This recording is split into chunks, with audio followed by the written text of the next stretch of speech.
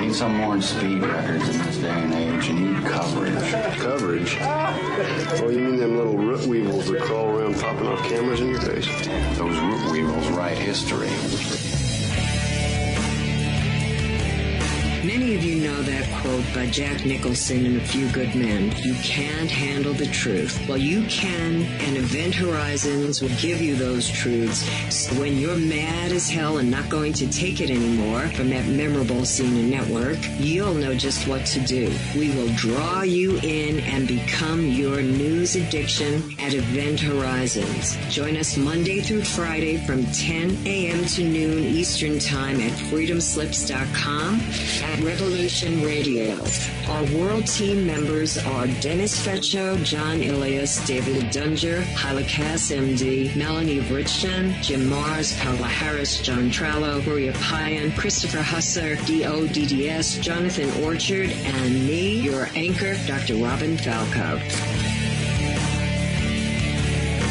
If you decide not to volunteer, it will not be held against you in any way. Sounds dangerous. It is. Very dangerous. Count me in. And that's right here at Revolution Radio, freedomslips.com, where information never sleeps. Enjoy your extra big-ass fries. You didn't give me no fries. I got an empty box. Would you like another? Extra big-ass fries. I said I didn't get any. Thank you. Your account has been charged. Your balance is 0. Please come back when you can afford to make a purchase. No. I'm sorry you're having trouble. trouble. Come on. My kids are starving.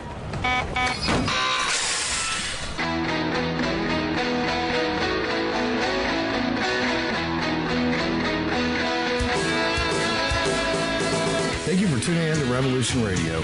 Here at Revolution Radio, we believe in freedom of ideas, freedom of speech, but above all, we believe in freedom of existence through self-reliance. This station is 100% listener-supported, and as a fundraising promotion, I have a kick-ass free gift for a $100 donation. 35,000 seeds. 25 years in the freezer. Long-term storable, 54 different varieties. So if food prices go crazy, the shit hits the fan, or if you just want to save tons of money every year by creating your own food like I do, grab our seed pack special. Just look for the banner on the homepage at freedomslips.com. Don't be a statistic. Don't be part of the problem. Be part of the solution. We need, as humans, to start taking care of ourselves and not depending on the megacorps to provide unhealthy, nasty food. Included in this package is also a DVD with 900 survival and off-grid living documents and the offline home canning how to do everything website all on the DVD. So when you're growing all that food, you know how to can it, store it, preserve it, etc. with all these documents. So thank you for tuning in to Revolution Radio at freedomslips.com. I hope that you will pick up this package and start learning to be free. Revolution Radio, freedomslips.com, where information never sleeps and freedom is one seed that needs to be planted.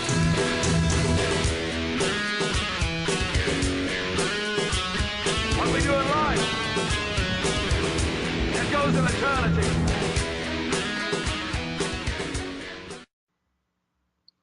Hello, everyone. Welcome to Researchers Radio Live. I'm your host, Joe Kay. And thank you for tuning in tonight, Sunday, middle of summer, July 20th, where I am, 10 p.m. still. Tim C's here with us. Tim, how are you, buddy? Pretty good. Okay. I'm doing pretty good. I really enjoyed my weekend. A lot of sunshine, fantastic weather. It was just a good weekend. Got a lot of energy out of it. Felt good. I've been pretty busy, so I didn't really have too much time to enjoy the weekend, but the weather definitely helps. No doubt about that. Yeah? Weather been fair for you? Well, you've been really getting a lot of rain lately, haven't you? You know what it is, man? For our listeners, I'm in Pine Bush, New York, so it's like the Hudson Valley. We've been getting, just the past year, really, maybe even the year before that, we've been getting so much humidity. Just like a week of just nasty humidity. That's pretty gross. I'm basically emptying out my dehumidifier 2-3 times a night. Wow. It's just awful. But it was nice yesterday. It was real nice. And today was pretty good too. Yeah, I'm happy. Yeah, I don't miss those northeast hot, humid days. It's gross. They really wear on you. Yeah, I mean, like I said, the weather was fantastic here. It was probably pushing around 90, but we had a nice sea breeze. It was running pretty strong. I enjoyed every minute of it, to be honest with you. And hey, before I forget, we got a good guest tonight. We have a friend of mine, Suzanne Chancellor, is going to be joining us in just a little bit. She's a writer, UFO researcher, and amongst many other things. She's a very talented woman, well-spoken, and she's very thorough on her work and very professional. So I'm very much looking forward to her joining us in just a few minutes coming up.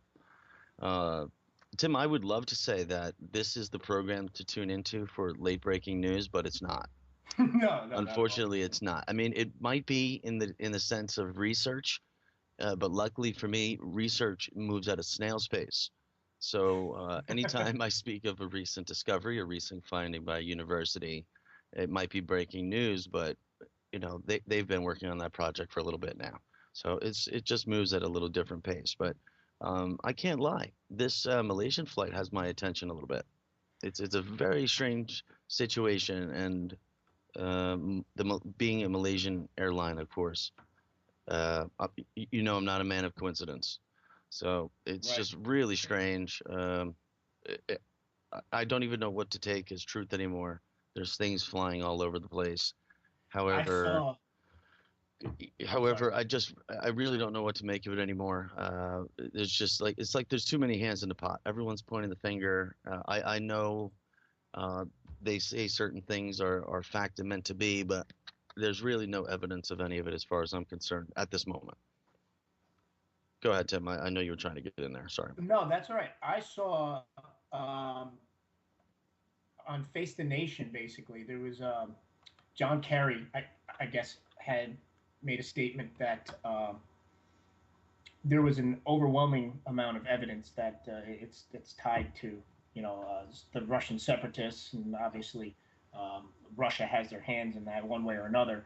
Whether or not we're going to get involved on any scale more than sanctions is yet to be seen. But at this point, John Kerry's pretty fancy with the words anyway. Well, yeah, he's really good at deflecting, making an actual statement. And I mean, that's what he's paid to do. He's a flip-flopper, too. He's not going to come out there and tell you exactly how he feels about anything. Right. That's the truth. And, there's when something like this happens, the international community gets involved, and they usually would allow for several nations to get involved and do their own investigation to keep it fair and balanced. And I'm just using that terminology not to associate Fox News. I'm just saying that it's supposed to be some kind of checks and balances so that a thorough investigation actually gets done. Right.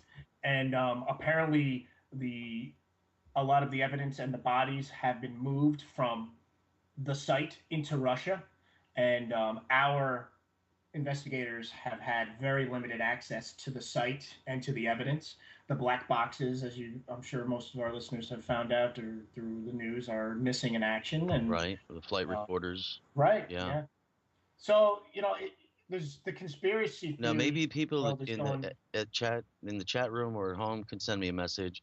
I was under the impression, no, I'm not stating this as a fact, that the group claiming to have taken this aircraft down is the very same group that has the flight recorders and the very same group that is controlling the site, if I'm not mistaken. I'd really like to know if there's any truth to that at all. Yeah, I didn't see that. That's I would like to know. Yeah. Well, yeah. We'll find out. Unfortunately, I'm not stating that as a fact, but I do have an interesting fact for you, Tim. Yeah. As you know, I don't even want to get into the habit, maybe I should have, bringing up the most unimportant facts, necessary or unnecessary for life. However, I do have breaking news in the auction world. The longest fossilized poop reaches the auction house. A gallery in Beverly Hills, California, is hoping someone is willing to spend $10,000 on this piece of crap. And that was a quote from the auction house. It measures 40 inches long. It's 33 million years old. So that's not a human. If it's that long, it's definitely not a human. It is not likely a human at 40 inches. Although Cro-Magnon could probably... I'm not even getting into the evolution standards at 33 million years, but 40 inches is... I didn't even listen to that part. That's... Sorry, Joe. I think that's my leg. Yeah. That's good work. That's good work right there. See, that is late-breaking news. And I could get into a little bit more about how the auctions are they're becoming highly desirable. Is that a good investment, Joe? It is a good investment. You know what? Believe it or not, a lot of people who buy them are jewelry makers. Believe it or not, because dinosaur poop that's fossilized, it's coprolite, and they cut it up. In this case, if you want to know, this particular poop that's 40 inches long has a pale brown yellowing coloring, and as they say, its terrifically detailed texture is excellent for jewel. So a lot of times it's made into jewelry. Believe it or not, rings. Coprolite has some really nice coloring in it, and it is a stone. It becomes a stone. It is a stone, but it originally was a piece of dinosaur dung. I would imagine it was a bit longer than 40 inches too. Do you think that it shrunk over the years? Well, I would imagine maybe? Dehydration would have had to set in to form it. But I'm not the dung expert. Nor the jeweler. Petrified poop is not my area. No, but I thought it was quite interesting because I keep a watch on the auction houses for the arts, obviously, not for dinosaur poop. But unfortunately, they're usually one of the same who purchase it. Speaking of stories that you keep an eye on. Yes, Mark Eddy. Mark Eddy sent me a message, and I agree. It is a fantastic feces story. Thank you, Mark Eddy. My man, Mark Eddy. I should take a moment.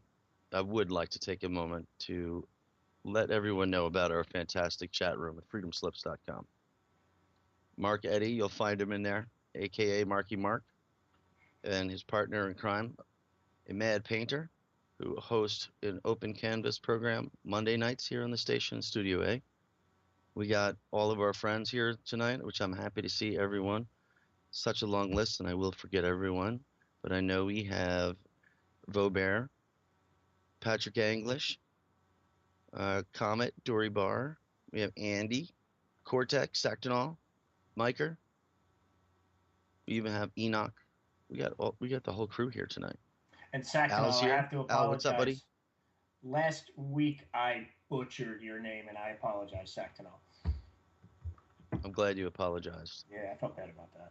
Mm-hmm. Did you send a personal apology, or was that it? I'm gonna have to send him a card. All right, it's all good. I think they're understanding. I'm sure. Oh, Briar's here. It's pretty late for him. Hello, everybody. Oh, you know what I did? I did watch the. I have to say, as a fan, I do like to play some golf from time to time because now that I'm getting older, there's few sports that I could play, and I like to keep active. But I did watch a little bit of the British Open today, and I was happy to see Rory McIlroy pull out a victory today. I gotta call you out on this. Is playing golf really an active sport? It's full contact golf we play. Oh, okay. Mm-hmm. Nice.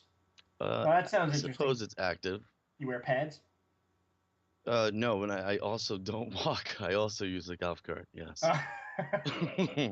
It's hot out there, man. It's hot. And unfortunately, I don't even think they would let me walk a golf course around here just because so many people are playing. I would be slowing things down. Yeah. And the golf carts are fantastic. They make their like full luxury these days. You just pull up to your golf ball. It tells you the yardage to the flag. In your golf cart, there's a GPS that just says this far. Yeah. Yeah. You could just press a few buttons and have a hamburger ready for you at the turn. The last time I played Technology has met golf. It's pretty cool. I had to play golf. It's quite lazy. I was forced to play golf because of something to do. Sorry with to hear work. that. But and I'm awful. But this was back during my drinking days, so I didn't mind it so much when the beer girls would come around, in their cart, and that was fun. That was the best part of it, really. That and Wow. It really watching my hook. It sounds like you're a natural. boomerang. It sounds like you're a natural, actually. Did I get to say hello to Cortec before? Hello, Cortec. I don't know if I did. I'm sorry if I didn't. Hey, you were talking about stories before that you like to keep an eye on, but last week I had spoke about the missing, the vials of smallpox that were found in a laboratory in the Oh corner. yeah, what do we got on that? Well, it turns out that the same federal scientist, and this comes from the AP, Associated Press, the same federal scientist found an additional 300 vials, over 300 additional vials of contagious diseases, viruses, bacteria, you name it. Pathogens like dengue, influenza, rickets, all sorts of good stuff. So basically, what's really going on here is it was kind of atrocious that they found these in the first place, saying, how could these be misplaced? Why is it that they were kept in this freezer for this long, and now boom, we're finding this, and this is a disease that we thought was eradicated in the 80s. Right. We shouldn't even be discussing it. Right. And why is it that? And of course, what do? The brains that we have, the powers that be, they decide to culture it, and let's grow it. Let's see if we can grow it again. Of course. So yeah, that's what we need. People, where the majority of the of the masses in our country right now are not inoculated for it. Let's grow it. That's smart, real smart. So now we've got all these other 300 plus freaking vials of God knows what, and who do they give it to? Homeland Security. Yeah, that's who I want to have it. I mean, I'm sure that's probably who should have it, but I don't have much faith in that branch of the government, and I'm calling it a branch because that's how big it is. I have to interrupt for a second. Bo Bear in the chat room just said it's cheating how I would imagine using the GPS and the cart with the golf clubs. Bo Bear, it even gets worse than that. This golf course that I play at in the winter, and I can't even believe I'm going to say this because I'm sure Tim will even burn me up about this one. And Tim, I'll blame it on the elderly folks here, and maybe they appreciate it, but I can't lie, I really do too. In the winter months here, and I know that's not like your winter. Our average high in the winter is still 55 degrees. But these golf carts, this is how they fit them for the winter here. They have the vinyl enclosures that zip down on both sides. You're kidding me. And they put in 12-volt heaters in there that run off the batteries of the golf cart, or 36-volt, whatever they are. And the golf cart's heated, and you have GPS. And so I get really lazy in the winter where I could just pull up to my golf ball and I could see how far the shot is, and then just unzip the thing and get out with my club and hit the ball and get back in the heat. It's fantastic. I tell you, they really take care of the golfers. It's not a bad place to be. Well, I'm driving down to South Carolina in a few weeks to visit our fearless leader, Joe. Will you caddy for me? And no, I'm definitely not caddy. No. But you did tell me that I'm going golfing, and I don't have a choice in the matter. And you won't carry my clubs? No, I'm not carrying your clubs. Will you carry my balls? You know what? It's all cool, man. You know what? The bag gets strapped on the back. There's no need to carry them. It's all right. I'm not going to be walking. But hopefully we'll get out there or not. We'll see. I know we have a friend, Anthony, that you're also friends with, and we'll see if we can get out there. But yeah, that's right. We're gonna have Tim in South Carolina in just what we got about 2 weeks now, right, Tim? That's about right. Yeah. Awesome. I've got lots of work to do before I can actually go there. I got to catch up at work, and I got to get some work done on my car. I'm just not going to make the trip at all. But looking forward to it, man. Well, you know what? We were talking, and I hope we can do this. Is we'll go to the also go and catch the UFO museum exhibit in Myrtle Beach. Yes, I want to check that out. Yeah, we'll go down there and check that out. We're going to do a few things. We're going to do a few show related things too. Yeah, so we're planning on possibly. Yeah, we're going to be broadcasting live together that night, and we're actually going to have a pretty fun show that night. Yeah. And hopefully it'll be all at Tim's expense, all the humor. I hope so. But hey, folks, listen. This station costs money to run. All right. It is the world's largest listener-supported radio. And I say that because, yes, we all think the internet is free and the web should be free. And, yes, that is all true. However, it does cost money to run websites and stations. By the web meaning free, they mean you're allowed to search whatever you want. And pretty soon it won't be monetarily free either anyway. However, we do require donations to keep it running. And I would really appreciate it if someone can go and make a donation at the website. You could go to freedomslips.com, and as I said before, if you go to the chat room, on the left-hand side, you'll see a donate button. Just click on that, and please make a donation for the station, even if it's just $1 or $2. I'm really encouraging you to do it. I don't press hard enough. People who tune in every week, I appreciate the messages. I have a great time. I love doing it. However, the station does require funding to keep this going on. And I really would like the listeners for my show to show equal support as other shows do. It's very disheartening to me that some other shows do very well at raising some donations. And sometimes they don't put in a solid effort when I might be. However, their listeners have been very supportive over time, and they understand the costs of the station to keep this going. This station does not require a fee to listen every month or to tune in for any particular programming. An easy way to make a donation is you could subscribe. It's a $5 subscription to the archives, and you could listen to any show, the full history of any of the programs, and even going back to the early days with Art Bell. So please get to freedomslips.com and make a donation for us folks, because without that, we won't be able to continue to grow this. And Tim, I'll tell you, I know we have about 70 hosts, and we're getting more. There's more starting really soon. We're really running out of time slots here. Mm-hmm. And it's filling up growing. quick. It really is.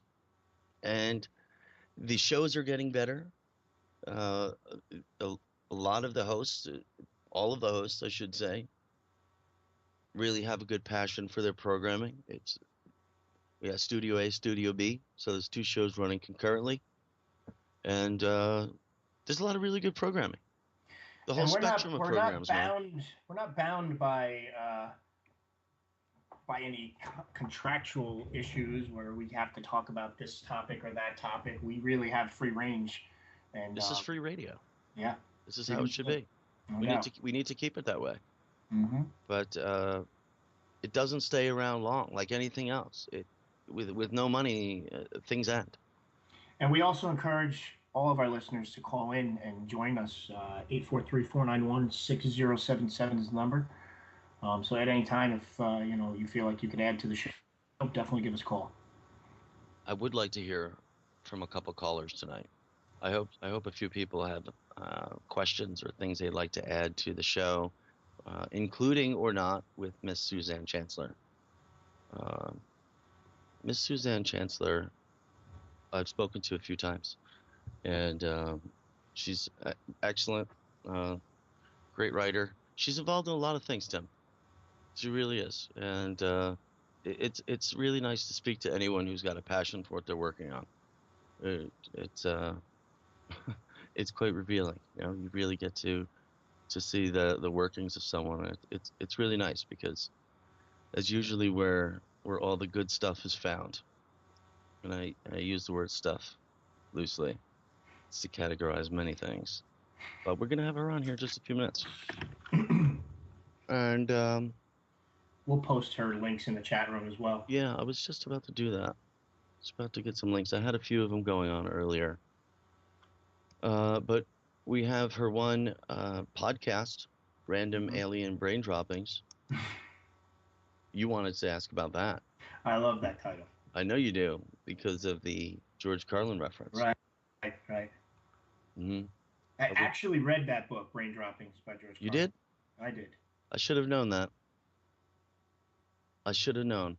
He was a great loss to entertainment and all brands of humor, because he really touched on every topic and every type, like political humor and satire, and he was great. He delivered it well too. Even fart jokes, like he had range when it comes to comedy. He really did. He was the man. Yeah. Yeah, but you know what? He was a little bit before. I caught the end of his career. I caught the end of it, but I bet he was quite shocking in the beginning too. Oh, dude, you can. I really bet he was. You can just go on YouTube. There's plenty of his old stuff. I've got a lot of it on DVD, actually. Yeah, I knew you were a big fan. Actually, when he passed away, I was wondering. I was wondering if you were all right, Tim. I got through it. Well, I knew for a while you had the Buddy Christ on your dashboard. I did. Yes. Yeah. From. I mean, that might have been 20 years ago. From Dogma, the movie Dogma. Yeah, whenever that movie came out. That was given to me as a gift. That was what, like a bobblehead? Was it a bobblehead? Buddy Christ? Well, no, it wasn't necessarily a bobblehead. It just, in fact, I don't even think it was meant for the dashboard. But yes, it definitely was, because there was that song in the show. I don't care if it rains or freezes, as long as I got my plastic Jesus riding on the dashboard of my car. And that's my best. You asked me if I was a singer last week. Can you sing it again? No, that's it. No, okay, all right. Are you sure? I didn't really hear it though. Let me catch it. I like the second verse better. Maybe next time, Tim. We'll get you. I'll work on it. Yeah, you'll work on it a little bit. But I am looking forward to you coming down.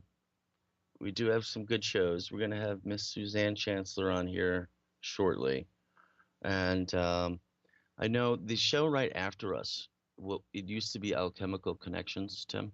Mm-hmm. And it's no longer the case, and they had to just take a little time off for personal reasons, I believe. And but the BK Factor has moved into that slot. So after us, we have BK Factor, and I think that show's 3 nights in a row, if I'm not mistaken. Now at this point. I'm really happy to see that. I'm really proud of Studio B. I think Studio B's been doing really well lately, and there's a lot of really good programs on that. And I'm happy to see it, because when we started on Studio B, there really wasn't that many. I think it was Studio B had just opened up. I think the station had just gotten underway of using Studio B. Studio B is more meant for the PG-13. Versus a PG rating with Studio A. That's interesting. It says so right on the Facebook page, actually, on Freedom's Lips, Revolution Radio, freedomslips.com Facebook page. But I think it's a good thing that we're on Studio B, because you definitely bring up the poop and fart jokes. And I try not to. I try, but hey, with mentioning that, I might as well segue over. Did anyone at home, as strange as this question might sound, did anyone since last week count how many seconds it was to go number 1 in the bathroom? 21 seconds? Anybody? You're asking as if other people are going to just shout out and be on air. I'm waiting. Yeah. I'm waiting. Tim, how many times did you count? Honestly, I didn't count after that, because I knew. I did it twice, and I said, "That's it." You were confident with 2 of them. Yeah. Wow. Or did it just completely lack interest after that? It was like, wow, that's cool. I also pee for 21 seconds. And I think that last week's show broke my brain in a way. I was exhausted and I went to bed and I pretty much moved on. That's what happened. That's interesting. Because you more or less interviewed me towards the end of the show. Well, sorry it had to be that way, Tim. Well, we were bringing up all these traumatic childhood experiences and me getting bit by dogs and whatnot. You know what? I did think about that. When you asked me if I was attacked by any animals, I was just thinking about that yesterday. Mm-hmm. And I haven't. I really haven't.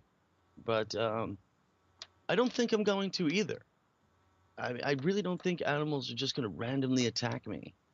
Well, what about and that video? I'm not usually in a situation that that will happen either. We were talking earlier in the week, and I sent you a link to that the crocodile. I'm going to say crocodile handler, but really he's just a zookeeper that got bit by the crocodile. Yes. Right in the hand. Do we have that link? I should put that. I'll put that in the chat room. That was Will awful. You please put that in the chat room? I mean, as much I really don't like watching that stuff, but I watched the whole thing. It was crazy. Yeah. I really thought not even just how the crocodile had his arm, right? I mean, I thought he was done for. But when it started slamming against that fence, it looked like it was a very sharp fence. And then it pulled him right in the water. And I thought the dude was a goner. Yeah. I thought he was a goner. I saw a crocodile video where it grabbed a handler, grabbed his shirt or maybe his leg, and it was a big son of a gun. And it dragged him in the water nice and slow, and that was it. Yeah. Guy was gone. I mean, yeah, there ended up being quite a bit of splashing, but not from the guy. He survived. His hand was mangled, but and to tell you the truth, it didn't look like he didn't know what he was doing. He was more or less feeding the croc and kind of just showing off to the crowd there, and he just happened to reach down a little too close. Hello, Suzanne. How are you? Huh? Hi, Joe. How are you? I'm doing very well. Thank you for joining us. Thank you so much for having me. We have Tim C. here with us as well. Hello, Tim. How are you? I'm good. Fantastic. So how are you? Everything going okay? Everything's going great. You enjoying summer? Oh, it's pretty muggy. I'm from California, and I've only lived here since the end of 2012. And let me tell you what, I am not used to this weather at all. Tim was telling us, Tim lives in New York, and we were talking just a little bit earlier about the humidity he's been dealing with in the Northeast. Yeah, it's pretty wicked. Yeah, and did you just go to Maine? Did you just go? Were you on the shoreline? No. Okay. No, that must have been someone else. That might have been someone else. Maybe. I went to California last month, and it was heaven. It was perfect weather every day. And you went back home? I went back home. My youngest daughter just graduated from college, so awesome. It was very good. Fantastic. Congratulations. Thank you very much. It was very nice to see her. Very proud moment. I am extremely proud. That's fantastic. Yes. So I asked you if you would kindly join me on the program because you get your hands in quite a bit in the research. And you're not just a single focused person. You are open-minded. You are open to many people's interpretations and angles on things. And we had spoken for a good length of time a few months ago. And it was a great conversation, and you were very well spoken and thorough. And I was really hoping you would come on the program and tell us in regards to the whole field of UFOs and aliens. Where did this all begin for you? Oh, well, as far as my story or my journey, I mean, that began back in 1966 when I was just 4 years old, but I didn't really realize any of this until I was an adult, when I was about 26 years old. And that was right after I read Whitley Strieber's book Communion, which I think I speak for quite a few people out there who read that book. I think upon reading it, they almost had that aha moment where all of a sudden all the puzzle pieces started falling together. And that is absolutely the case for me. I at first wasn't quite sure. I mean, you know, a lot of us experiencers out there tend to think that our experiences are just dreams. There's no other way to explain them in a rational sense, to have them be anything but that. And thinking that they would be real is quite frightening, because a lot of us have quite horrible memories of these experiences with these otherworldly beings. And I hate, it's weird, because after all these years of coming to terms with the situation, I feel that I hate using certain words. Like I'm almost kind of walking away from using the term abductee. Also, saying the word alien. I just think that, it seems so frightening, just the way Why they're is that? Is depicted. it because it's not an actual correct statement for you? Well, no, I think that it's almost like it's tainted now. I almost feel like Right, it there's just all covers too much of a range, right? Too much is included in it. Yeah, Hollywood true. makes it difficult. Well, that's exactly, Tim, what I was going to say, and it has a lot to do with how these aliens are depicted in, via the media. And anytime we see an alien, it's very horrifying, and it always involves a negative experience. And so, therefore, I feel that the word alien kind of, um, there's a negative attachment towards that word, and hence the whatever being that they're trying to portray in whatever reenactment of some person's story on whatever sci-fi or whatever related TV show that happens to be on at the moment, if that puts it in a succinct enough way. So in the beginning, I think that I just had to give it a name, and that seemed to be the name that it was. But now, after a few years of doing my own personal research based on doing my own radio show as well, and reading a lot of books and listening to a lot of interviews, I don't know. I just feel that Well, there's a lot of people on both sides of the fence. Yes, I know. That's why I'm saying this. If I could use it, I'll use the word abduction, for lack of a better word for the moment. But, I've spoken to some very credible scientists, some that, let's say, I feel confident and believe in everything else that they've worked on. But then I've heard people that have had stories that I can't relate to. I haven't experienced anything like it. I can't criticize it. I am aware that there are other things going on that we might not be able to see or to measure in any degree. But a lot of these stories are quite profound from credible people. And a lot of times they say the same thing, that it might not really be so much alien in the sense of something traveling great distances for specific things. But what do you think? Where do you think they're coming from in your experience? Well, just getting back to the alien real quick, you think of the movie Alien, and so I think that really gave it a name, and that was a very tragic, horrific movie. But as far as where do I think they're coming from, well, they might be coming from places that we might not even be able to understand, and that has a lot to do, I think, with how aware we are of alternate realities and interdimensional space.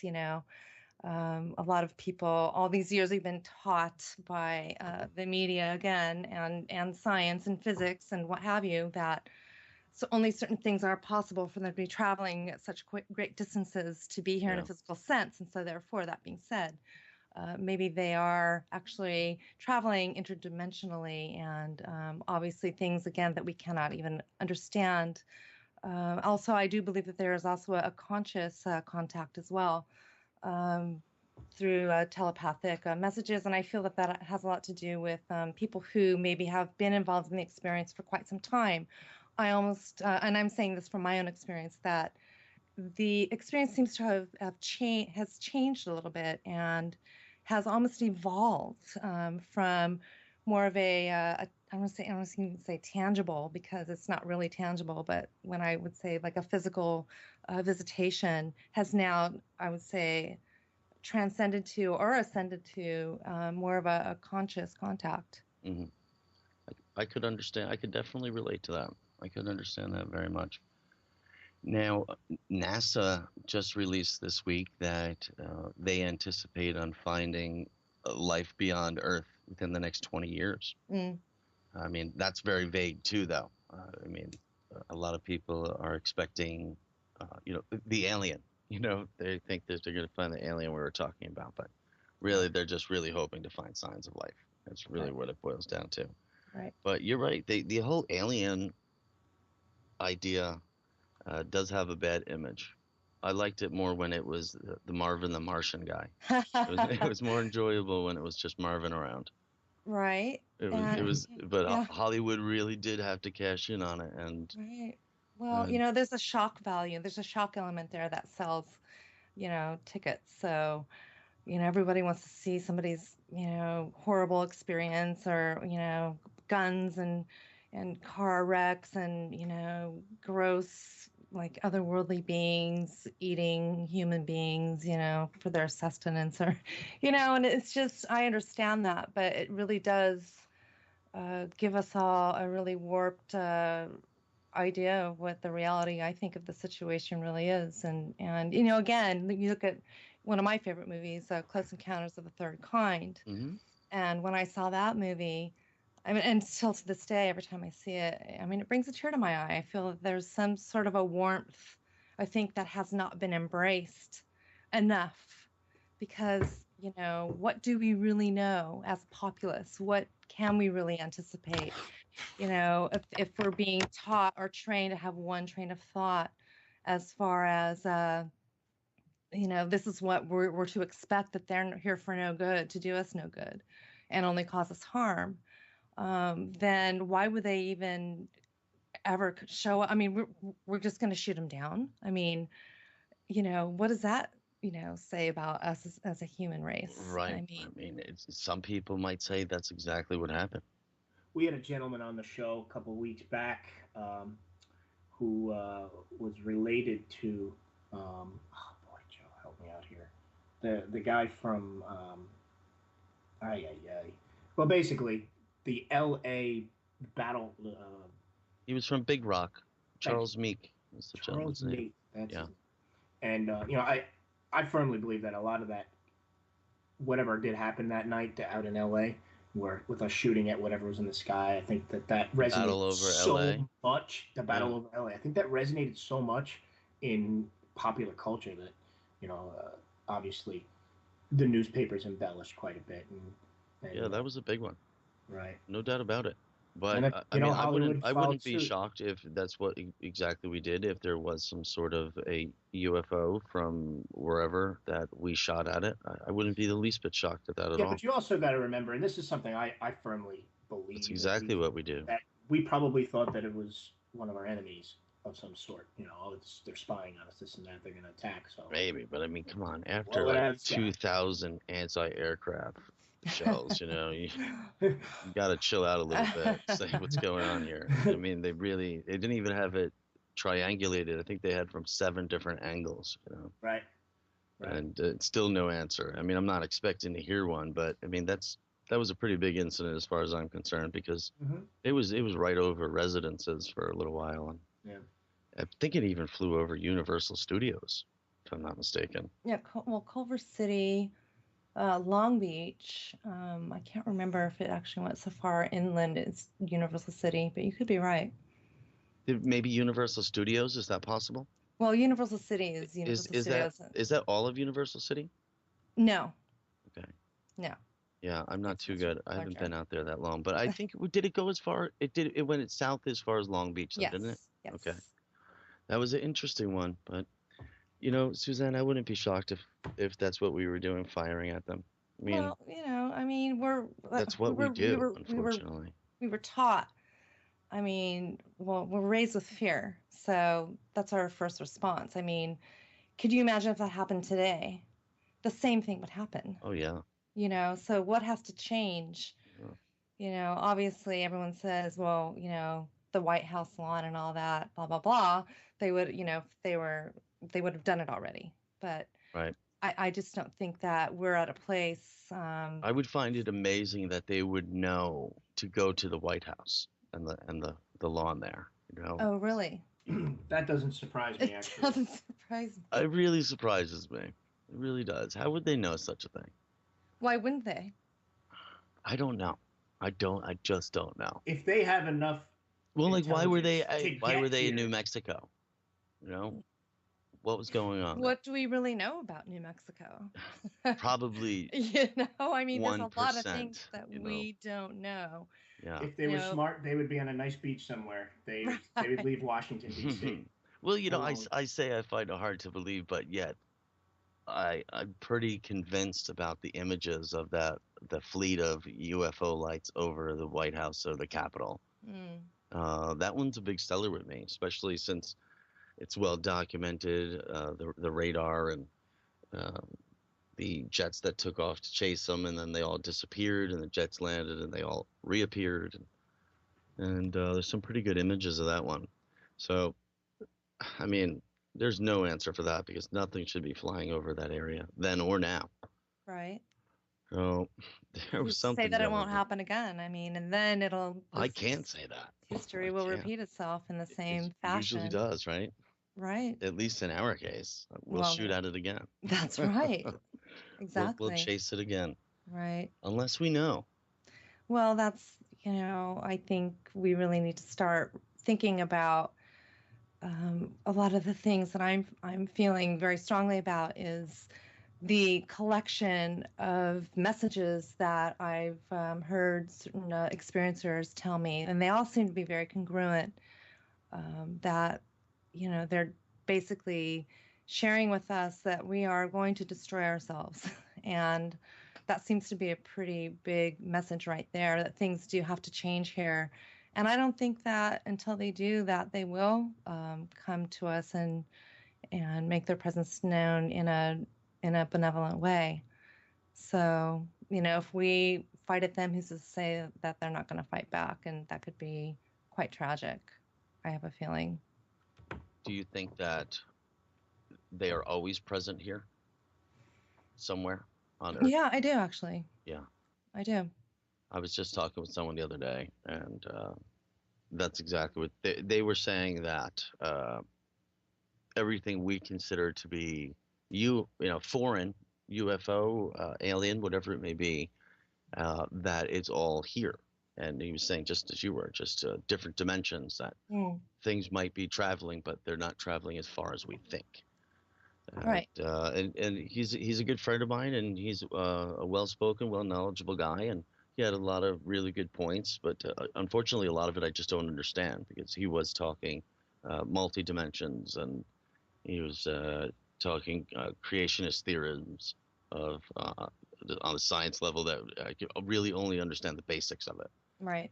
And he's just a big seller. He's a big one on believing that it's all originating right here. They're our immediate neighbors, and it all started with the conversation of NASA's release, and he said NASA's famous for being 20 or 30 years ahead of what they're releasing. So most likely there's already something in the works, and it's just it's a slow release. We understand a lot of big things take decades to change, and they slowly implement these things. Well, I did see that release that you're speaking about, and I thought that the verbiage of that was very interesting, because it said NASA soon to find the other Earth and its twin. Right. And I thought, well, that's kind of strange. Now, why would they be so specific as to say the and twin? So that led me to believe that they really already know that there is another Earth-like, maybe even a carbon copy of this Earth. Right. They already have a predetermined path in which they're going to go look. So, or have they already? Right. It's quite possible. We've had the Galileo spacecraft still sending images, and that thing is way out there. Absolutely. That thing has been communicating a lot longer than people thought it would. Right. Exactly. Was it almost over 40 years? Is that it? It's way up there. It's out there too. It's so far. It blows my mind that it could even still communicate, because first of all, it travels on waves like FM does here, but it needs particles, just like in our atmosphere. It needs particles to bounce off of. And in space, there's supposed to be nothing there. However, there are a lot of little particles. So they're just really amazed that being so far away that there's enough particles to bounce that signal all the way here. Well, here's a question. And that was in our infancy, if you will, of communications. Right. What does it run on? Because my cell phone Solar. can't last a day. It's solar. It runs on solar? Yeah, it's solar. Yeah. The greatest secret kept from you. Solar power. Well, don't you think that's weird, though, when you think about, there isn't supposed to be anything out there? How, based on what? Right, because obviously we haven't been out there, so now we're finding out that that's incorrect. You're right. I mean, there has to be. So then what? In my opinion, mathematically, it just has to be. It's, in my opinion, in my studies, it just has to be. We cannot be the only place that life is created like this, in any degree. We've seen it in many fashions here. Dinosaurs and early beyond that. Life continues here. It flourishes here, and I wouldn't be the least bit shocked if we found it somewhere else quite similar. I'm not saying it would be the same things that we see here, but I wouldn't be shocked if one day we really do find real life, not just microbial life. I wouldn't be shocked at all, and I wouldn't be shocked if we had a good idea on it right now. Of course. I think it's not the least bit shocked, because NASA, it's like NASA. Remember, NASA was supposed to be, we were told it was decommissioned. NASA was no longer doing any space exploration, and it went completely into the private sector. But NASA, since they're no longer doing any of the space missions, this really seems to be what they're focused on, is sending out a lot of these satellites and now things like this, going out to search for life. They've made a pretty good change, and I wonder if it's because they have already found certain things. There's no need for specific space explorations. Right. But I do wonder, we sent out the space probe a number of years ago with that gold album on there, in hopes that another civilization would find it and be able to play this album, and it'll give them directions to Earth. And it has a lot of sounds from animals and people here. And I often think about if an intelligent species found it, right? Like, let's say that landed here in a few decades from now. If I didn't teach my children about a record player, they wouldn't have the foggiest idea what the heck that thing was. You know what I mean? They would say, what primitive civilization sent this thing? Right. How archaic. I mean, great they used gold, but it would almost be comical. It really would. That's hysterical. And it almost is to us today, because we're just digital everything, and it's just a simple record player. But they really have nice instructions on there that it should be able to be figured out even by primitive people. I think it was an excellent idea. Surely we'll never hear the response of that, or maybe we have. I don't know. But I thought it was pretty cool, and I also find it funny that kids today don't know a thing about record players. But they're coming back. They're making a comeback. Are they making a comeback? Yes, they are. Because I can't lie, I'm a vinyl guy. Well, I really am. They are available. You just have to go on eBay. Oh my gosh. Yeah, you're absolutely right. I mean, that's what I tell people. I still find the bands I'm looking for, even current, you can still get a lot of them on vinyl. Yeah, I just got my first iPod, so I'm going in the opposite direction on that. Yeah, no, Tim, you might even be behind the time. I think a little bit. The iPods, I think that's primitive as well. Yeah, you're right. 100%. Well, I'm glad you're progressing. At least I didn't buy a Zune. Right. No, I still have the vinyl. My kids understand, because I explained it to them, and because it's a disc and they understand DVDs and CDs, they get that. They don't get the cassette by any means, and we haven't gotten to the 8-tracks yet. Oh my god. But the cassettes, they don't understand why and how. Because they're digital. It's a digital age. We have a question in the chat room. Oh. Thunderbird from the chat room wants to know if Suzanne has any personal stories or experiences pertaining to UFOs and. Now we're gonna get into the good stuff. Oh my goodness. Geez, I don't know where to begin. Suzanne, get comfortable. Don't get we got to take a break. How does Suzanne, you were first hour go saved by the music. Everyone, hang tight. We'll get into that when we come back, guys. Suzanne, will you stick Sounds around? great. Come back, Absolutely, and we'll get sure. into it. All right, we'll Sure. be back in just a few minutes, folks.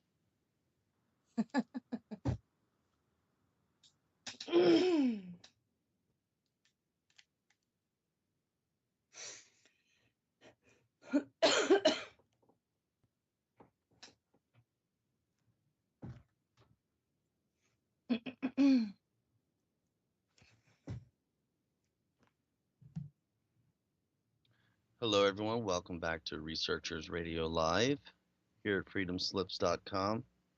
Greatest radio station in the known galaxies until NASA goes beyond and finds life elsewhere. But Nielsen ratings don't go that far, folks. They don't. Tim, I see, I'm happy to hear about your 21 seconds in the chat room, my friend.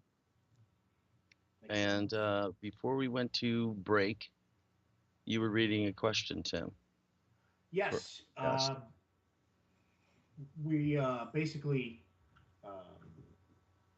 Thunderbird, right? Yes, it was Thunderbird. He wanted to know if Suzanne could get into some of her personal experiences. Any stories that you have, any personal experiences involving UFOs?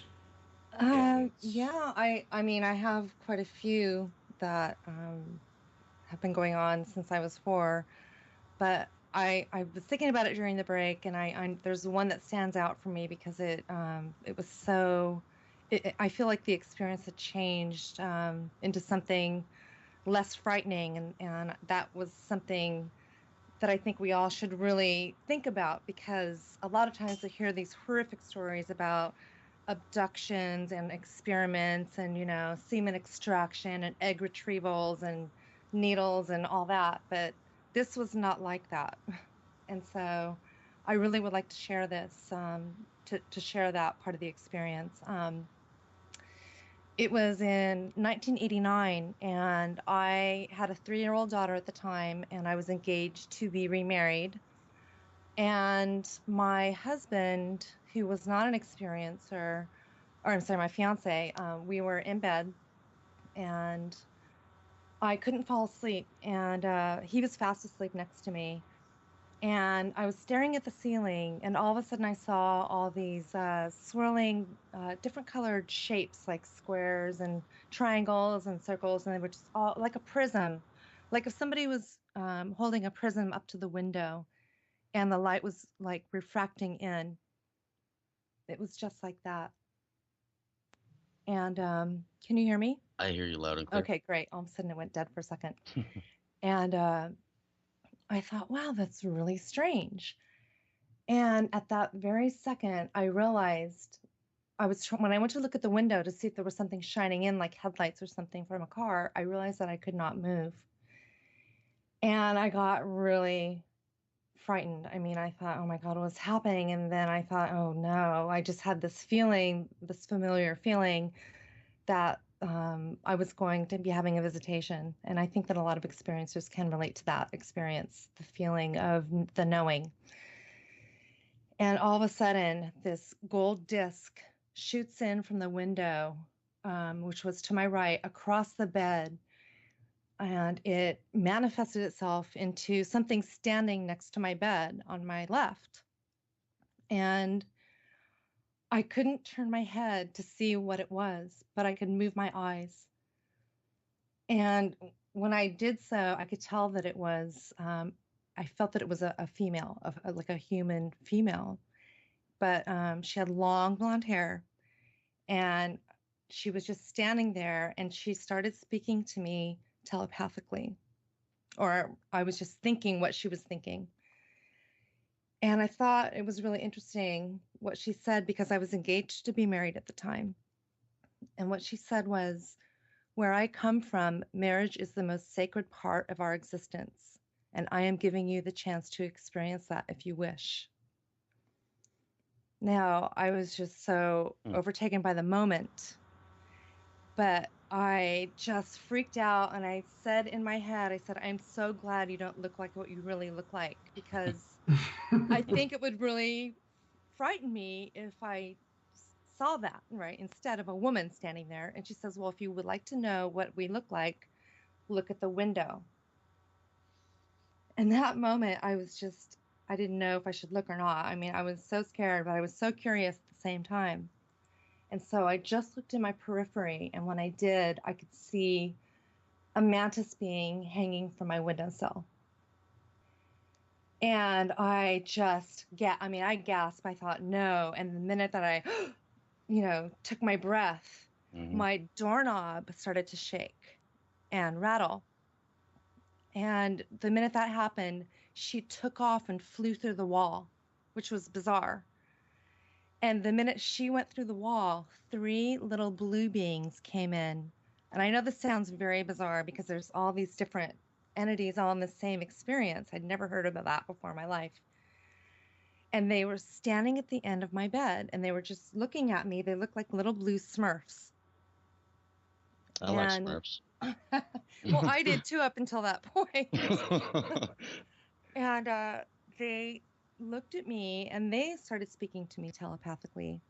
They said, it's Elise, my daughter. They said, she's throwing up, and we can't get her to stop throwing up. Now, for any mother out there who knows what happens when you hear something's wrong with your child, whatever it is that's holding you down, you can get up and go to your child. And all of a sudden I realized that I could move. And I just bolted out of bed, didn't care about the blue guys anymore. I just ran down the hallway, and she was crying in her bedroom. And sure enough, when I went in there and she's crying, then my fiance woke up at that point because she was crying. And she said, Mommy, I'm going to throw up. And she just started vomiting all over the bed. And I didn't think of anything else. It was just all about getting her safe and well. And so I brought her into the bathroom, and she finished getting sick. And then I threw her in the bathtub, and I washed her hair off and changed her clothes. And I was shaken. I mean, just everything that had happened, I just was more worried about her well-being.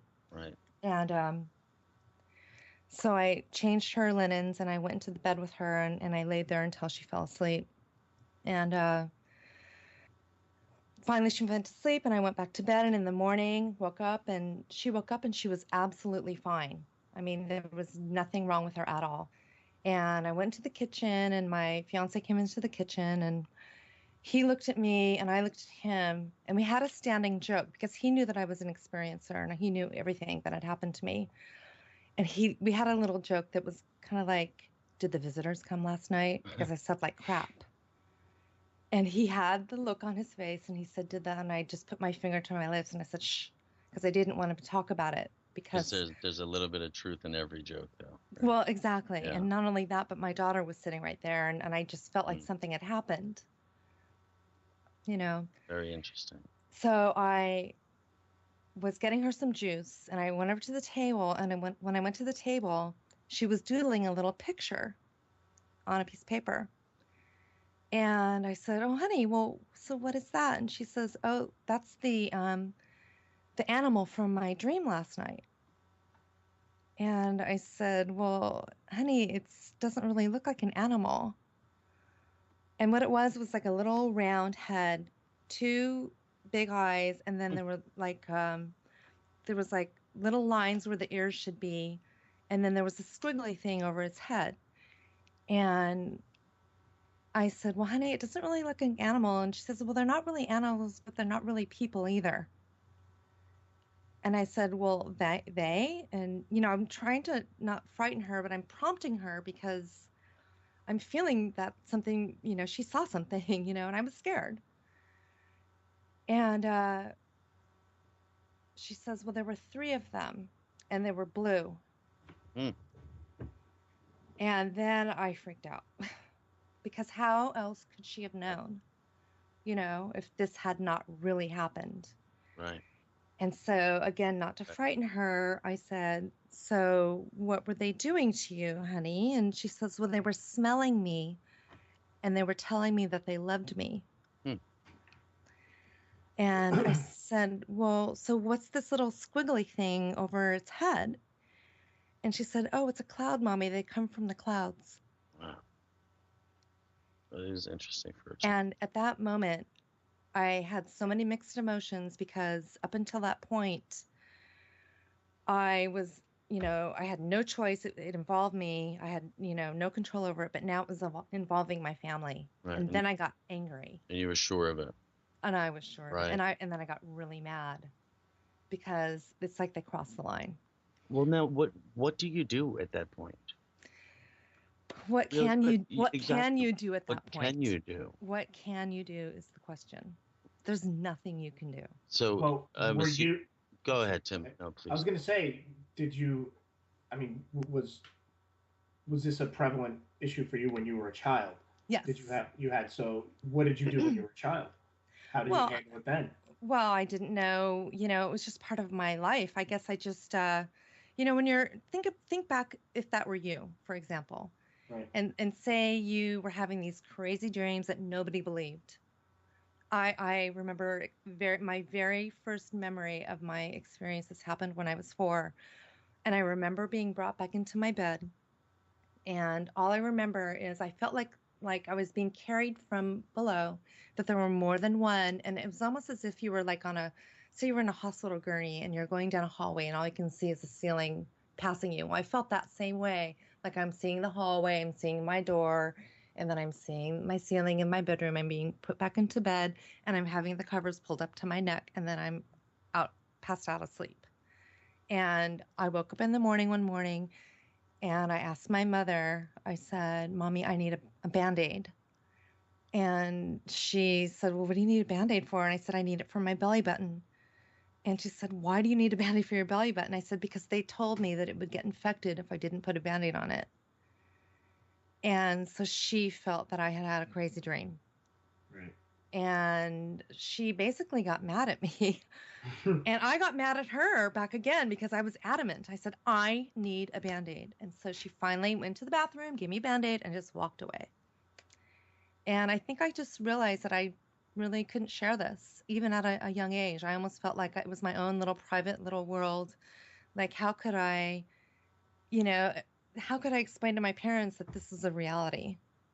Were you aware that you were being abducted by what people...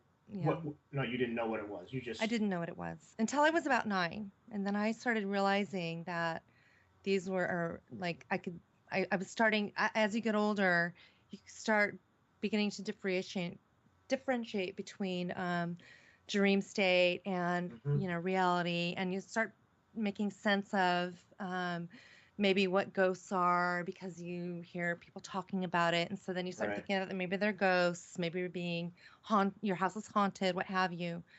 But I really realized that these were real entities, but they didn't fit into the normal paradigm of what, I had been taught at that point. So, then I thought maybe there were that there were witches or that it was evil because that's what we were taught in church. So, it's funny you say that. When I was a kid, my whole life on and off, I've had instances with sleep paralysis.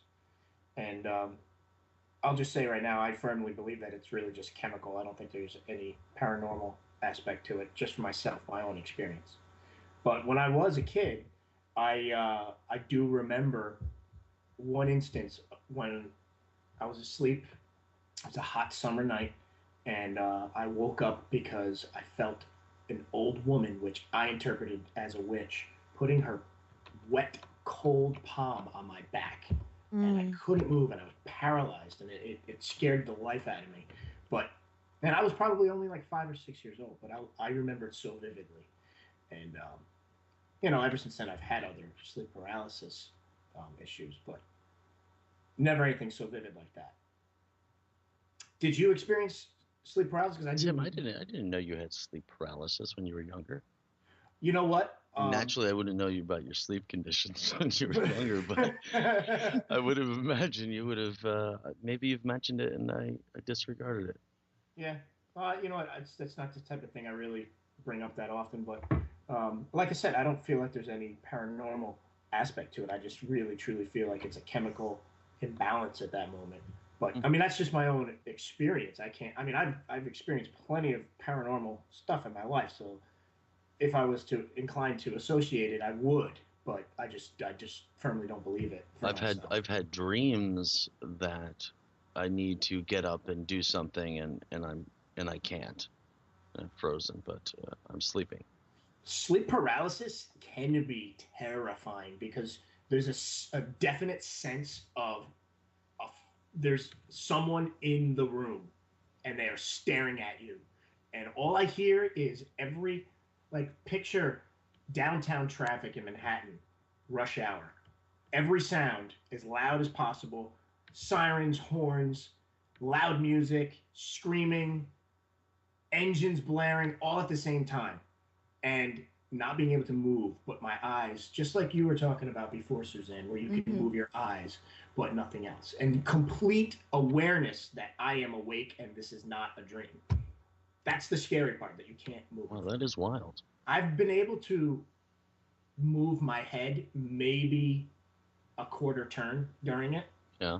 But yeah, it's pretty terrifying. I think I'd rather be a sleepwalker. I was one of those too when I was a kid. That just looks like so much fun. Yeah, I know it could be dangerous though. So, Suzanne, before I just take up your entire evening, there were a few links that I'm going to post here in the chat room, but you have an event that you wanted to bring up as well.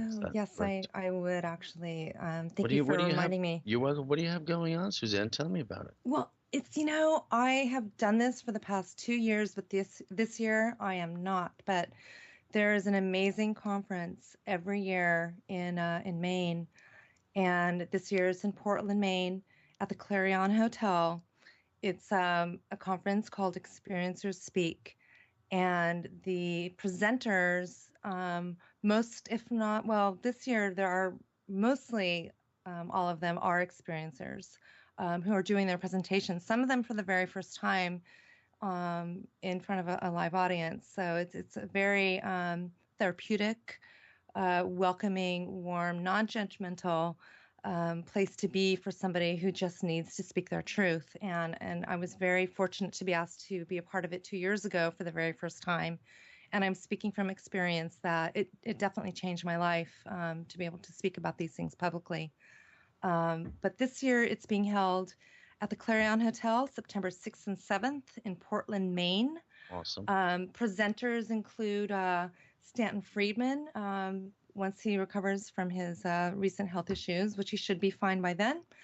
Also, Stephen Bassett will be presenting, Kathleen Martin, Denise Stoner, Thomas Reed, David Chase, my mentor and one of my dearest friends, Mr. Mike Clellan from the hiddenexperience.blogspot.com, a wonderful blog about experiences.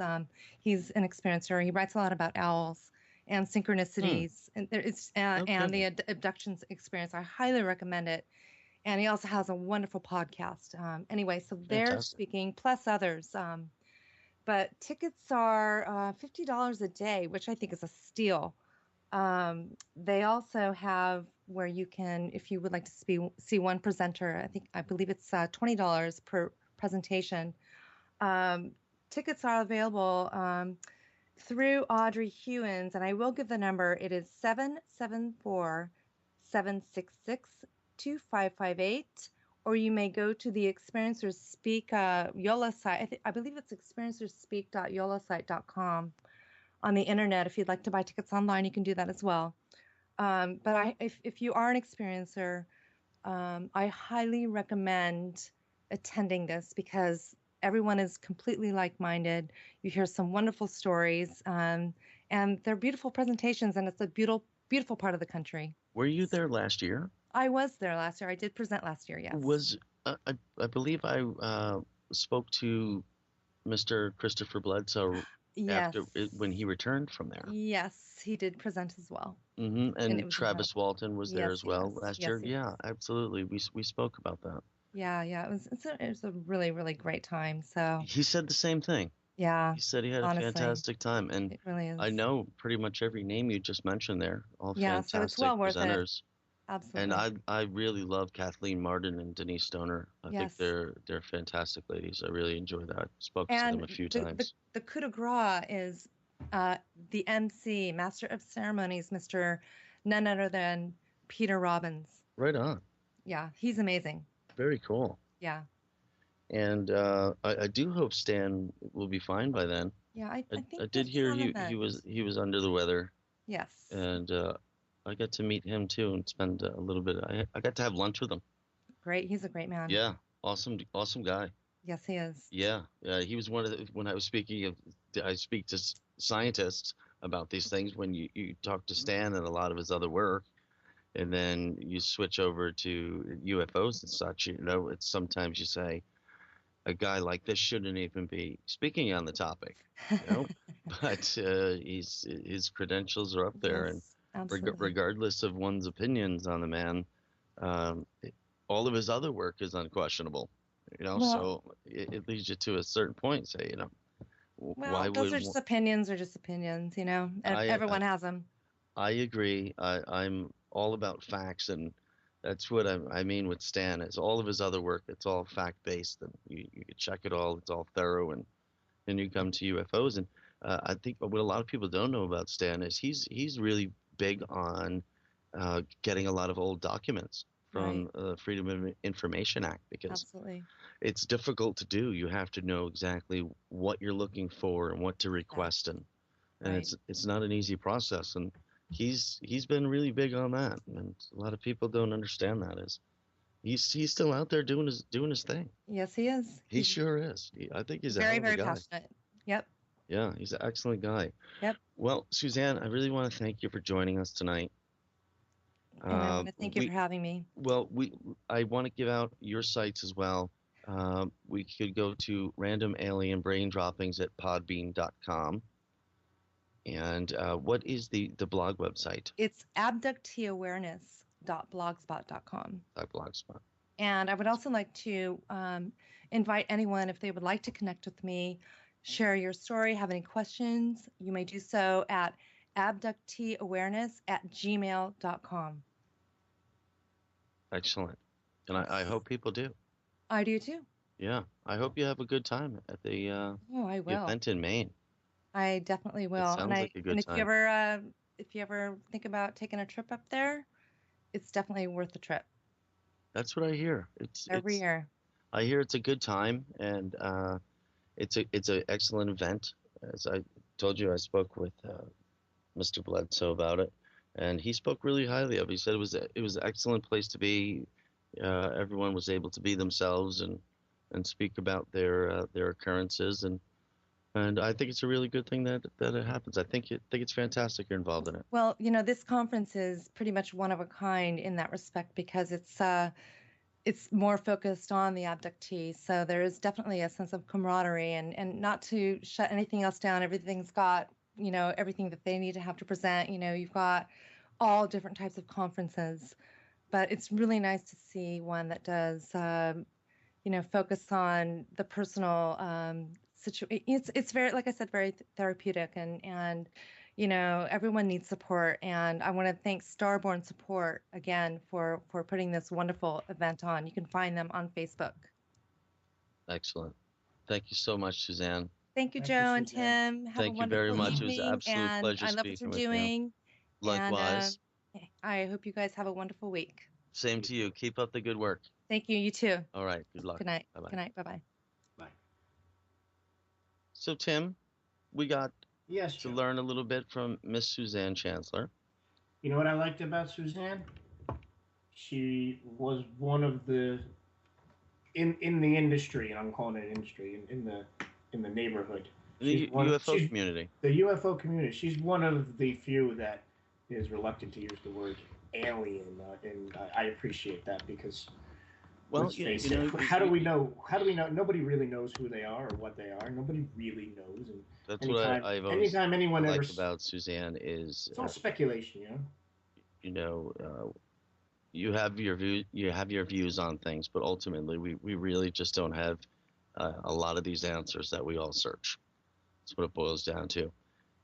There's let's say with ghosts, This is a topic some people can't even speak on. Let me give you a little example, and I'm sorry if I'm running with this one. Let's say with ghosts, there is he is a family member by marriage, this gentleman, and he brought up the topic of UFOs, and I really seldom do, to be honest with you, because I don't have any answers. I really don't know. And we moved. He said none of them are real. Aliens are not real. UFOs are not real. None of it exists. Like absolutely not, indefinitely. And he said the same for ghosts. He said they don't exist at all. And I said, do you have any proof of this at all in any degree? He said he doesn't have any fact. However, he did lose a niece that was a young teen a number of years ago, and because that teen didn't come back as a ghost and give a sign to him, no ghost exists. Very narrow-minded. Do you understand what just happened there? Yeah, that's right. Because a particular individual did not return as a ghost, as I'm assuming he was anticipating. Therefore, no ghosts exist. Well, maybe that was a form of grieving. Maybe he just took it out with angst against the UFO the paranormal community. Right. I mean, I honestly, you know me, Tim. I had absolutely nothing to say after that because I don't I instantly just want to tear into philosophy and say, like, I'm getting dumber talking to you. That's what I wanted to say. You're killing me, buddy. It's the old expression. My old Latin expressions. It's every time it rains, my knee hurts, but just because my knee hurts, that it doesn't mean it's raining. So there are a lot of people out there that are very narrow-minded. Oh, look, I'll tell you the truth. They won't even hear a discussion. They won't bother for it. I live in Pine Bush, New York, and there's so many people up here, even in this what you would think would be an open-minded town. There are. I mean, I'm surrounded by people who don't believe in half the things that I've either witnessed or have some kind of experience with, and I tend to just not engage those people because I know that it's not going to be a fun conversation. I'm not going to try and convince somebody that doesn't want to be convinced, or and their opinions, they're entitled to their opinions, and I've got no problem with that. I don't talk about this stuff with my family. I would be more or less. I'm not saying they would come out and laugh at me, but they wouldn't necessarily believe what I had to say. Well, I've had the great pleasure of going through Pine Bush a few times, and I guess a lot has changed over the years because back in the day, 10, 15 years ago, it wasn't really that big of a deal. Like they really didn't even want to talk about it at all. It was almost very mundane for them. Yeah, but you got to also understand that the population up here has exploded in the past 10 years. I'm not saying they're building houses more or less, but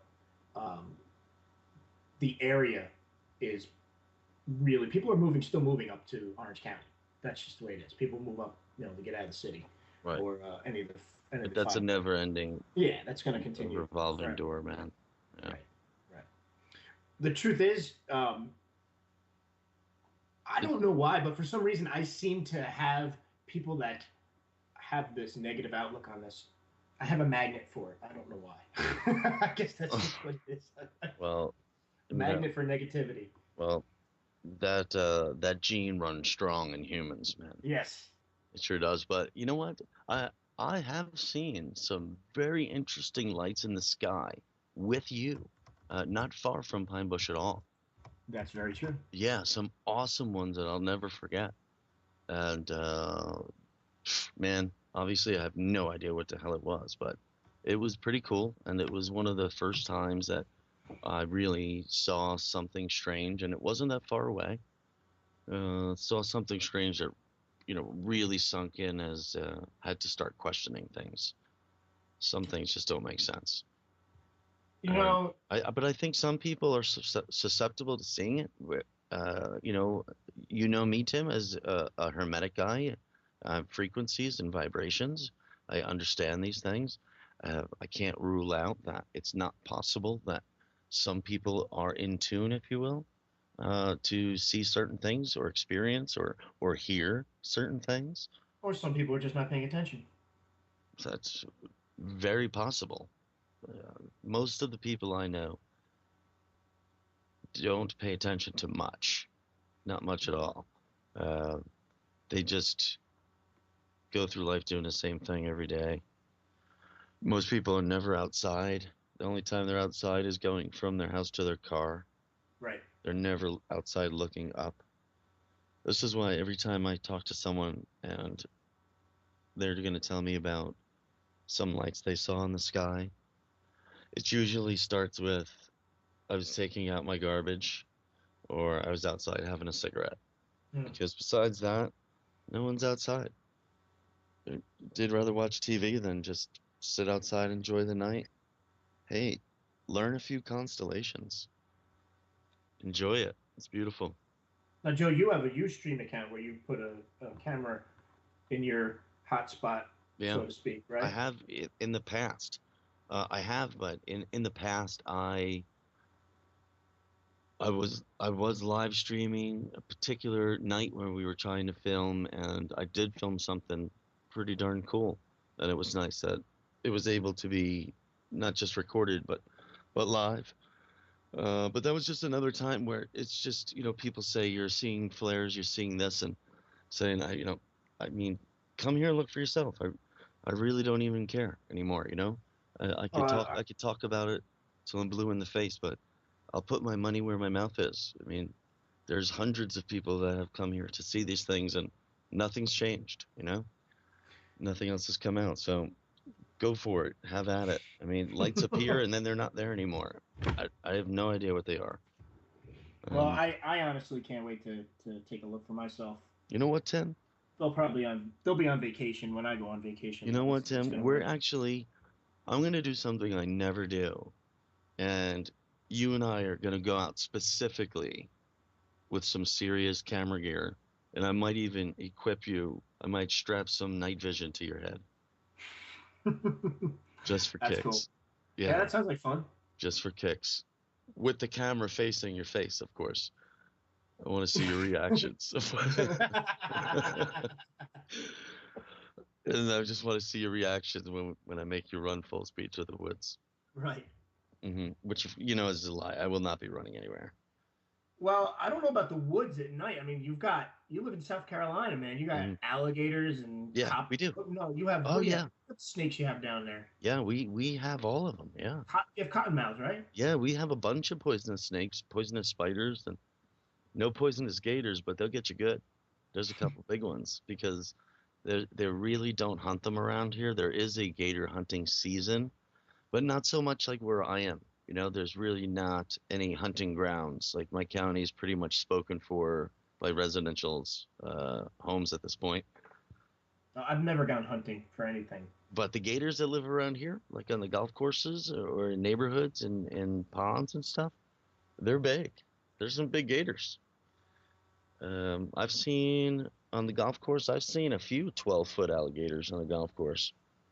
Yeah, you posted a photo of yourself smiling, holding a golf club. And how close was that gator? He was probably about 20 feet away. Yeah, it's too close. It was borderline for me. It was pretty close. I certainly didn't feel comfortable turning my back to him. Those animals, they look so lazy, but they're quick. Right. Yeah, I don't know. Yeah, they're fully like potential energy, they just they could turn a switch on and be full speed right away. And that was right by your house because you have golf courses surrounded by golf courses. Yeah. So we got them right here. Yeah. Mm-hmm. You'll see one for sure. You guys get stories of small dogs being all the time. Disappearing? All the time. Mm-hmm. That's when they start looking for gators. when a few dogs go missing, and it's exactly what always happens. Is they find the gator and they do find a bunch of dog collars and stuff in there. Wow. Mm-hmm. Yeah. It unfortunately that is the case, and no reports of any like small children or anything like that. Not in, Oh yeah, I was gonna ask that not too. in recent, not since I've lived here, not in the last 5 years. But there's a few older stories. But you know, Tim, here in my county again, there's really not much wilderness left. You know, so they're usually in fairly isolated places, and people aren't outdoors enjoying things and fishing in small ponds anymore. There's video games to be played and Minecraft. Do you know about this Minecraft kids Yeah, play my these nephews days? are into it. Mm. Yeah, I know it. I know what it is. It doesn't look like like the graphics don't look that great, so I don't understand the allure for it. But then again, I'm in my late 30s, so maybe that's why I just don't understand it. But hey, how do we get from UFOs to Minecraft? By the way, how did that happen? Oh, I believe 5 minutes. I think it was designed by aliens. I believe. I'm with you, man. The graphics aren't that hot, but for some reason, kids really like it. And I'm not a video game person. I've never been a video game dude. I would much rather, personally, I would rather read something. Old books, perhaps, real old books. But Tim, I have to confess, although I do have a few of these gaming systems because of the kids, like Wii and maybe like a 360 something. That's an Xbox, Joe. It's possible. I don't know if it might be possible. It's an Xbox, but I swear I really have no idea. But what I did buy is, have you seen this? It's been out for a year or two, maybe longer. The remake of the Atari 2600. No. Yeah, it's the Atari 2600. Like you look at it, and that's exactly what it looks like. It's a complete replica. However, now I don't really know what the 2600 is. The old Atari. I remember the old one. And yeah, that was Activision, the one. That was the one. The original Atari that you played. Coleco. Where the games went in the front on the top. Right. Yep. So they remade this thing, and I bought one. How much was it? It was like $40.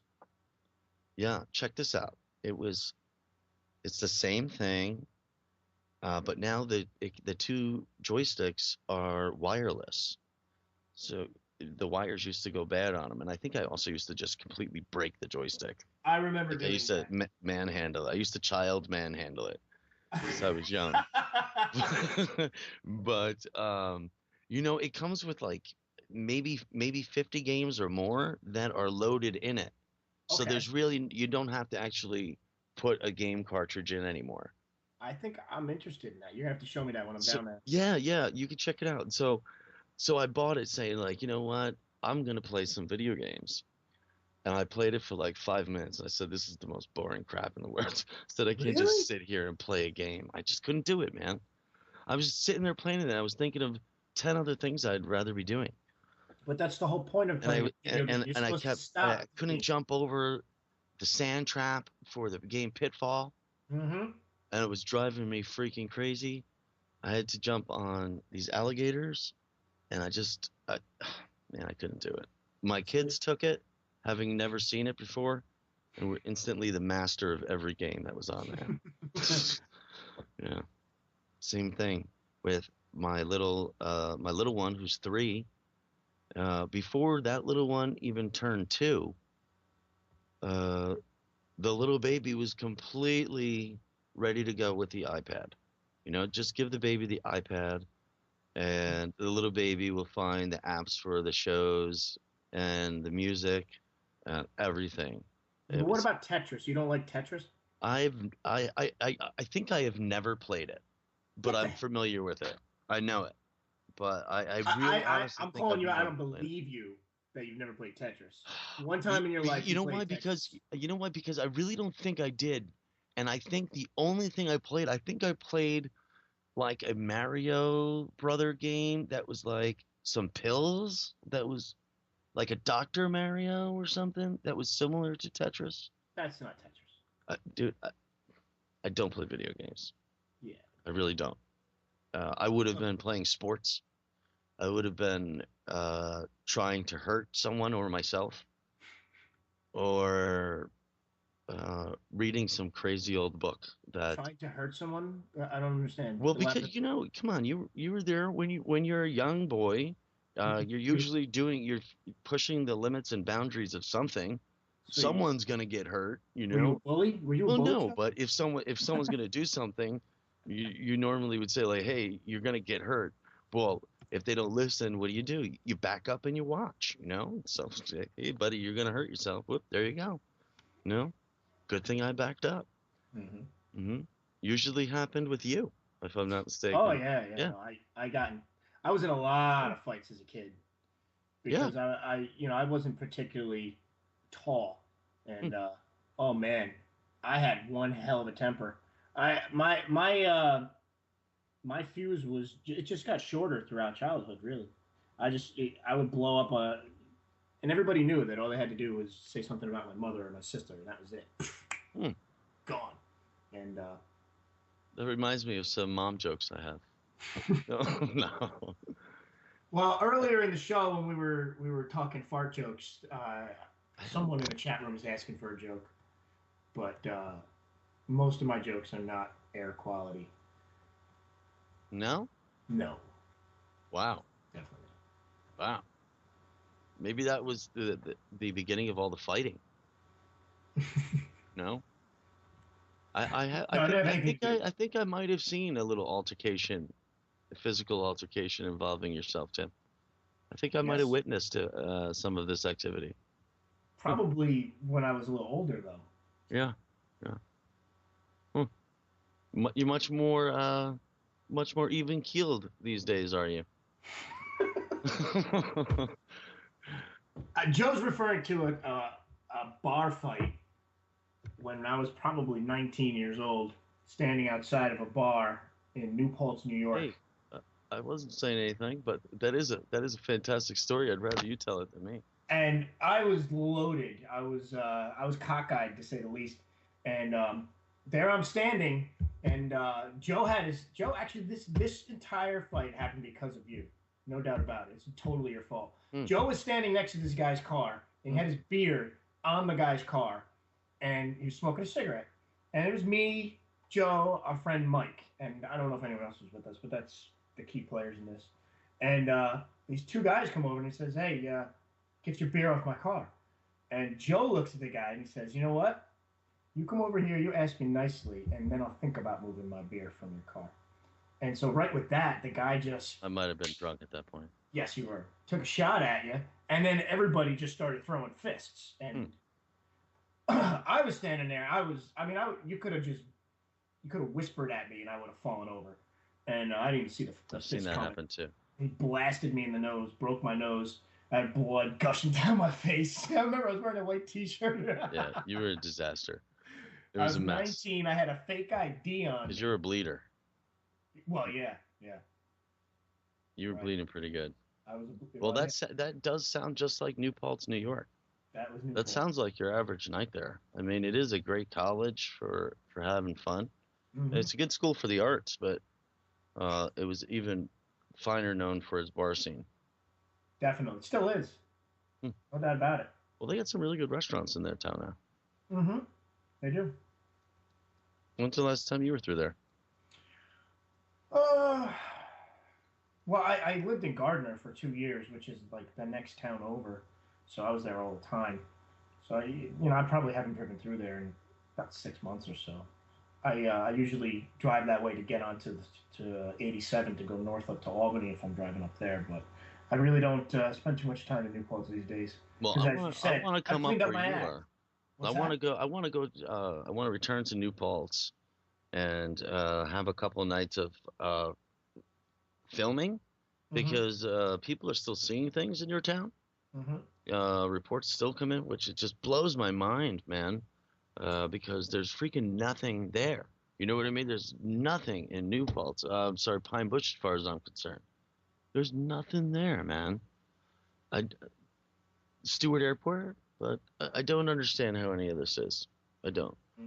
I think it's very interesting that at the same time of a lot of the UFO reports in your town of Pine Bush, that when it was hot in the 1980s, that the government was also looking in the same exact spot to put a superconductor underground there. Well, yeah, I mean, that was what a coincidence, man. Part of the area was for that. The actual area they were looking to build this thing it encompassed.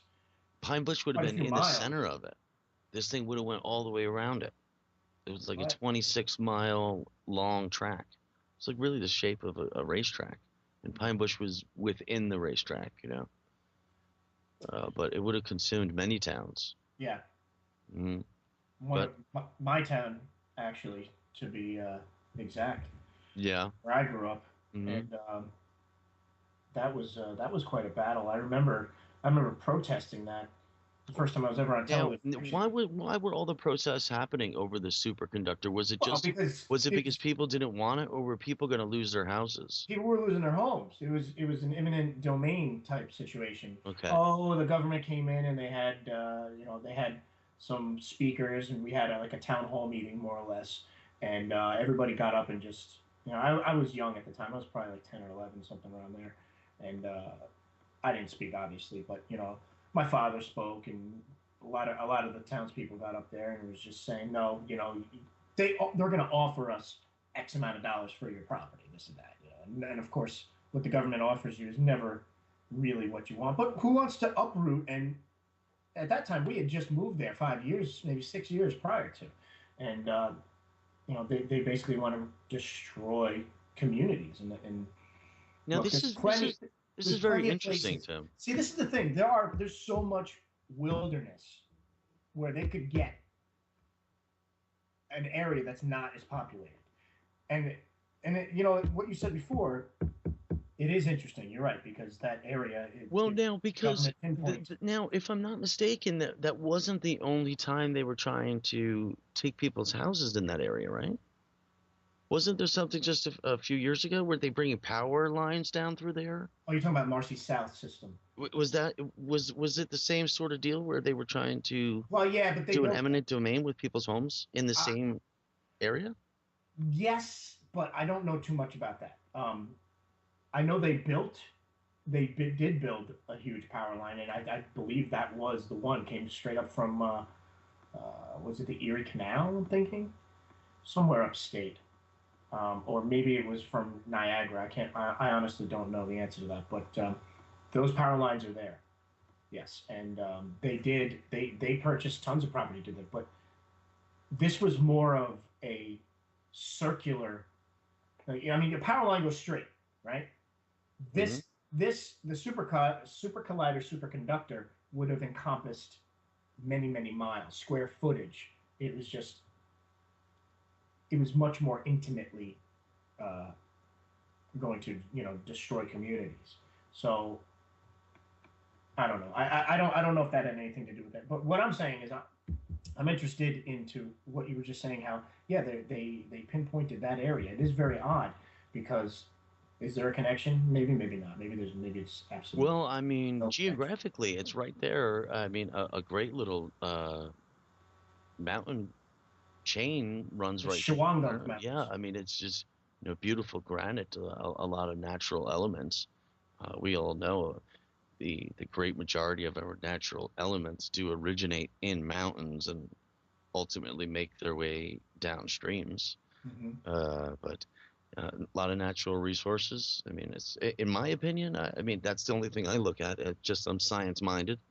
I think the same thing when I hear of like Nazca, Peru, or New Mexico, Arizona, things like that, because our natural resources for those areas are quite easy to find because everything's surface level, or not too deep below. Whereas where you might be, it's you have to do mining. If in the middle of the desert, ultimately you'll find what you need on the surface. However, you could find a vein of something, and then you got to dig deep. But I do believe that I don't know where they ended up building this thing, because you don't hear about any of the other ones. You only hear about the one in the CERN. That's the only one you hear about in the news. You know that they built more of them. Yes. You know they have. So they're out there, but nobody ever hears about it. It's not in any of the news, and it just makes you wonder. There was an article a couple months back where there was some kind of fear that we could cause some kind of apocalyptic scenario by slamming these atoms and neutrons together and this and that. That's really what it does. But and then they put out a little blurb that says, "Oh, fear not. The odds of us doing that are blah blah blah, 1,000,000,000 to 1." But what the hell are they doing, really? I mean, if they say that they're trying to. I mean, the sad thing is, on the science level, I'm all for it. I'm all for the atom smashing. But I mean, again, it's like, I also understand we need garbage dumps, but where's the best place for that? There's really no good place. It's not good for anything. But I mean, they have specific projects they're trying to do, as you know. You can't just go smash atoms for the heck of it. One of them was looking for dark matter, or Higgs boson. Right. However, the majority of the smashing is done for mathematical calculations, because we understand micro and macro. We understand the Mandelbrot theory and M theory, where everything that's extremely macro in the universe is also micro, where what's big is small. So if I want to measure a particular galaxy and its distance and its size and its mass and energy, you can get all of those calculations on a minuscule level of smashing particular atoms, instead of having to travel across the universe to find that particular mathematical proportion. You could do it here. So ultimately, the farthest you go away, the larger, the greater you're looking, that's going to give you the same mathematical answer as on the tiniest level. And so it's easier to test something here than to go somewhere far, far away and do some testing that way. It would take too long, and it's not feasible. I mean, what it boils down to is, hey, if we dig down deep enough and we build a 26-mile track, we could achieve the speed necessary to smash any two particular particles, and there's a lot you could get from it. You could get energy, light, like science just found. They just for the first time were able to measure a gravity wave, which is pretty extreme, because that's going to start changing things, because until now, science only says gravity comes from our mass, our size. So to have it travel as the form of a wave with energy, people like Stephen Hawking say, with matter and energy, life is created, or creation happens, not necessarily life. It could be matter. Patrick English says Higgs boson particle. Patrick English is in the chat room, folks. He is, I call him Conrad Keltis. Great figure in the history of secret library keepings. And he has Hermetic principle. And him and Patrick English and I were joking around in the chat room about Hermetic things the other day, and Masons, and we had discussed how Mason jars were hermetically sealed. And it's something I use to people all the time. It's one of those things I get humor out of, but no one else knows what I'm talking about. I would prefer if everything was in a mason jar, hermetically sealed. It's a good way to live. I appreciate it, Tim. But we're heading to the end of the show.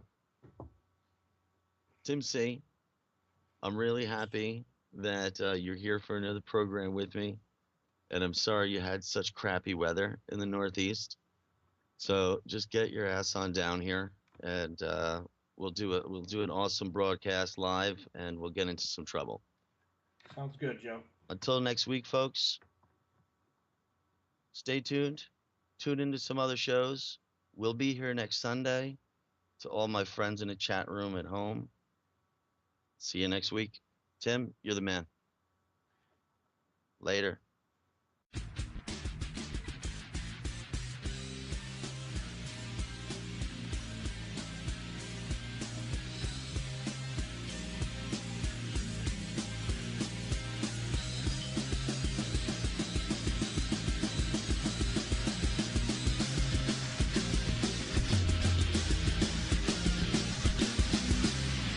Listening to Revolution Radio.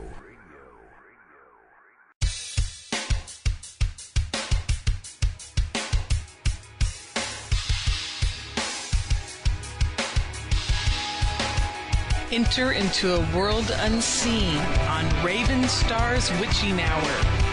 You will encounter eclectic topics from the realm of spirit brought into our matrix of truth. With your host, the Solaris Blue Raven. Solaris will bring you an array of unique guests covering topics from ghostly spirits to amazing anomalies, covert technology, UFOs, and shadowy global events. And that's right here at Revolution Radio, freedomslips.com, Saturdays midnight till 2 a.m. Eastern Time. Revolution Radio, where information never sleeps.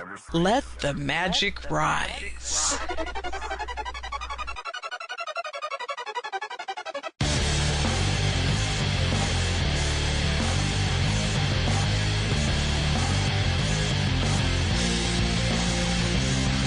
Hi, this is Bo. And this is Rocco. And the Bo and Rocco Show is here to offer insight into legal and lawful remedies. Our goal is to remain free and help others remain free in an ever-increasing police-like state. With the help of our guests, we try to answer questions such as what went wrong and what can we do about it. So tune into Revolution Radio at www.freedomslips.com Wednesday nights, 10 to 12 p.m. Eastern Standard Time to listen to the Bo and Rocco Show. You don't need to expect us. We're already here. Revolution Radio.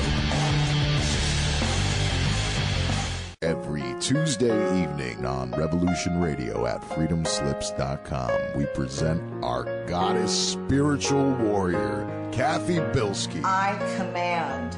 I call to the architect of the universe's divine creators and ask for permission to quantum leap the world in all life forms on all planes and dimensions.